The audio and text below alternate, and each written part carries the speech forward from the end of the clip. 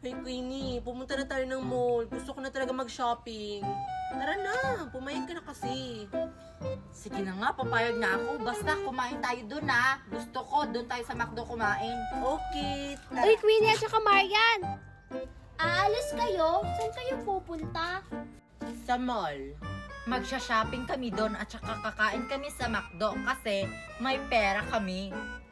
Wow, magsha-shopping sa mall at saka kakain. Ako kasi nagbebenta ako ng stick-off para may mailagay ako sa alkansya ko. Bakit ka naman nag-iipon, Nicole? 'Di ba? Marami kayong pera. Oo nga. Dapat nga sumama ka sa amin, Nicole. Mag-shopping sa mall. Sa susunod na lang, nag-iipon pa kasi ako para pag Pasko, may marami na akong pambiling laruan.